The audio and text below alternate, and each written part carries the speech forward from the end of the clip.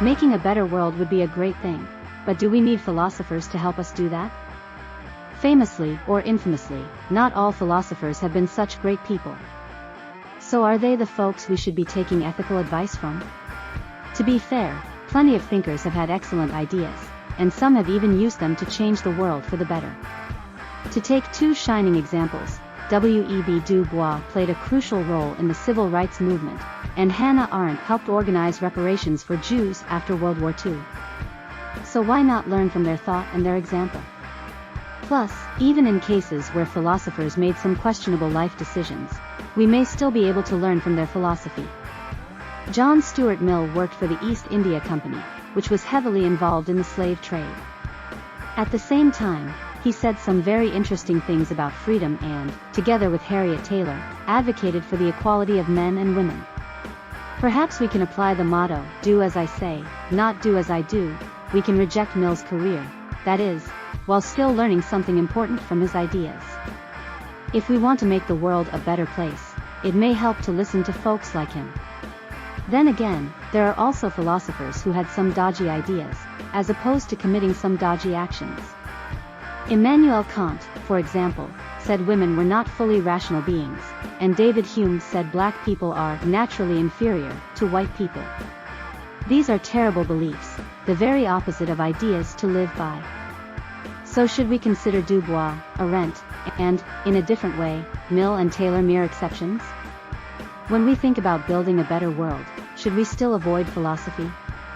One very reasonable response would be to say that philosophy isn't just a matter of beliefs, it's also, crucially, a matter of skills and habits of mind. The point of studying moral philosophy isn't just to pick up a bunch of ideas, even in cases where the ideas are good, but also to sharpen our skills of moral reasoning. If we want a better world, we need to think critically, carefully, and insightfully about the problems we all face. Even if those habits periodically failed some philosophers, allowing them to reach abysmal conclusions, we still shouldn't abandon them as a lost cause. We should just use them better. And we should supplement them with something equally important, something recommended by philosophers such as Charles Mills. That is, we should do our homework, researching the actual facts on the ground. We should consider, as best we can, the likely consequences of any course of action. We should listen to the voices of those liable to be affected, for good or ill. Philosophers don't always do that. When they talk about the trolley problem, for example, imagine a person tied to one train track who will die if you pull a lever, and 5 people tied to another train track who will die if you do nothing. Philosophers often simplify enormously. In real life, for all we know, the train driver could throw on the brakes, or the whole thing might be a stunt for a movie, or maybe there are even more potential victims down the track that you just can't see.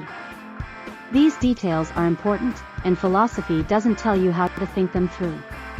But still, once we've done our research, and listened to the voices of those affected, we will still need to weigh up everyone's needs and concerns.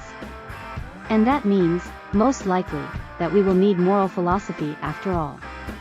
That's certainly the view of our guest, renowned ethicist Peter Singer, who has spent a lifetime trying to put his philosophical values into action.